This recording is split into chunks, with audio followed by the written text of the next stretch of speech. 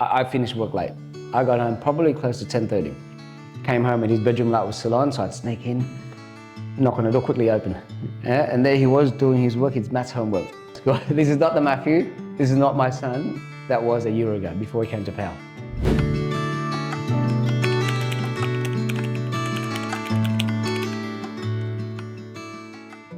Matthew, my little boy, like your average kid, fun-loving, carefree, a little bit too carefree. Before I brought him to Pal, I found that Matthew was falling a bit behind. And I thought that he might catch up eventually, but he didn't. After seeing the half-yearly report and then the yearly report, then it concerned me. And then I started looking a bit deeper and then seeing about his friends that he hung out with. And that's when it really worried me. I remember what it was like when I was in school. All the kids in my grade that lost focus in school, they'd hang out with the kids that didn't like to study, troublemakers, so to speak. And I was worried that Matthew would be heading down that path. So I went with him to volleyball practice one day and saw the kids that he was hanging out with. And I didn't want my son to be falling into that crowd. And I think he was kind of emulating, or he was admiring the wrong group of people. And that's what worried me. I've done a bit of work with Pal Buddhist School, another great work that you do, and then had this light bulb moment. So I think Pal Buddhist School could help. And that's when I brought him here for the interview. At first, he didn't want to change schools. No child would, leaving all his friends behind, what he's built. A lot of them came from primary school to high school there with him. And it took us probably about 2 months to talk to him, finally convince him, because if he doesn't want to go kicking and screaming, it wouldn't work. When we got to Pal, it was complete change for him. First, he didn't like it, but the school was very good. You guys did a very good job of welcoming him, making him feel accepted, and that helped with the transition a lot. When he came to Pal, it was new concept for him, and I was worried, to be honest. It was more structured. It wasn't what he was used to. He had more homework. Even he admitted it. He didn't like it. I said to him, you might not want it, but you need it. You need to do the things that you have to do so that you can do the things you want to do. At first, he didn't get it.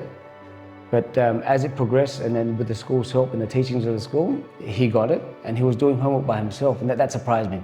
So his previous school, there's about 320 kids in his grade. Let's just say there's 10 or 20% of them that are not ideal.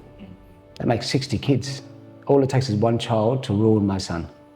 So there's going to be good and bad everywhere. There's more bad there than there is at Pal, with 17 or 20 kids. And plus, if the kids here, if they don't fall in line, or if they're not in line with the school values, their parents won't keep them here. It costs money to send the kids to Pal. But at Pal, at least there's more good kids because they're taught the right values. They're going to see in line with what I want in my kids. So that's why I'm happy to send him here. He would never want to study. But I don't know what the school did, but the school made him felt like he was winning or achieving. I don't know if you gave it to him in small, bite-sized chunks, but he was getting it, he was understanding it, and he was doing it. And I could see him, like, his writing is messier than mine, his writing is messier than a doctor's handwriting. But he was like, that made him want to learn. He was getting somewhere. Whereas before, I think the teachers, too many students. And then if you fall behind the teachers, that can't help everybody.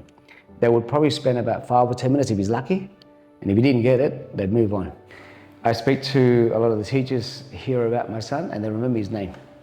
The other schools, I remember reading one of the school reports, and it's saying Matthew is, good, quick learner, his writing skill is good, and I'm reading the report, he's got good imagination. I know my son, he barely writes.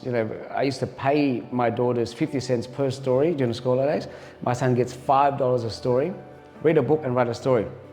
I'd get like 3 lines out of him, that's a whole story. So his imagination is not. And reading a school report, his imagination is great. I'm like, did you mix my child up with another kid or something? This report is not based on my son. They were the other teachers from the other school. If you don't know my son, how are you going to help him? If you don't understand him, how are you going to help him? But that's what we were left with. Yeah. And the teachers here are amazing. The culture here is different to the culture of the other place. You've built a culture here where the right teachers, come to you or get attracted to the schools.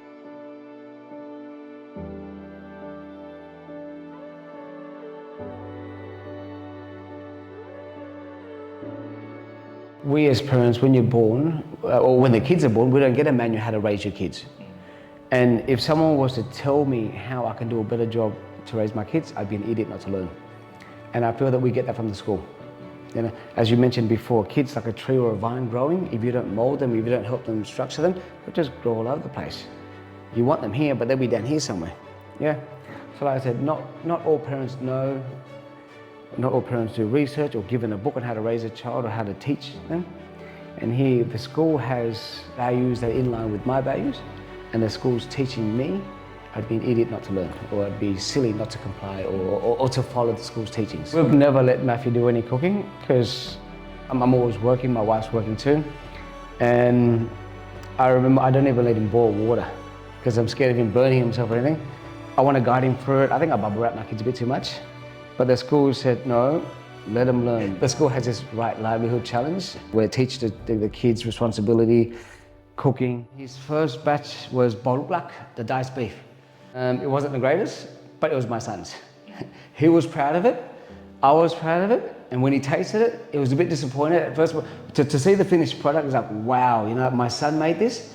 We had the diced beef and the capsicums, it was colourful, he garnished it and everything, he was really proud of it, and we ate it. He overcooked it a little bit, but for his first attempt, mate, it was amazing.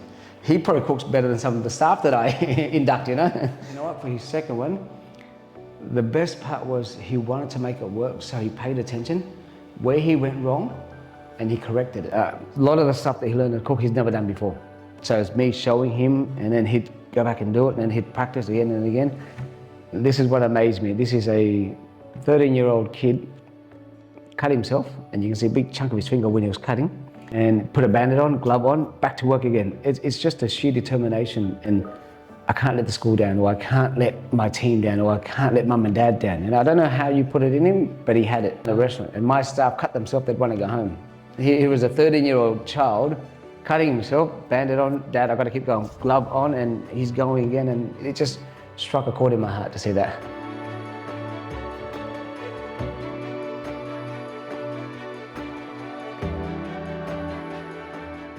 Normally Matthew hates homework.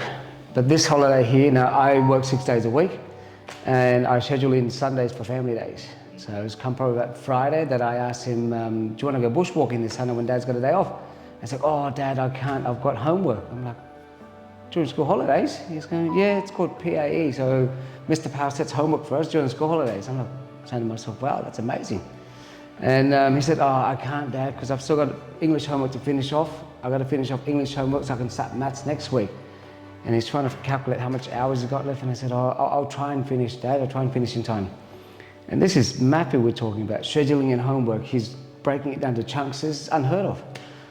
And come Sunday, I'm there with him at home. He's doing his homework. I'm doing my things with the girls. And he's finished at about 5. And he goes, Dad, can we go bushwalking? And I said, it's a bit dark now, mate. So we couldn't go bushwalking, but we watched football together. But it was a sacrifice that he was willing to make for his education. Now that is rare for my son. Yeah. No, it's awesome, it's awesome. He's in year 7 now, so at the beginning of the school, the curriculum does ease him into it and it's getting harder, but he's not giving up. That's a good thing. He's keen, he's dedicated, he tries, but if he doesn't get taught the right way or doesn't get taught properly, he'll just be trying for nothing. So I brought him to the right place. We are blessed to have Matthew here, and it's a good thing that I caught him in time too. Given it a couple of more years, it might be harder to bring him back into the direction of the path that I want to head him into.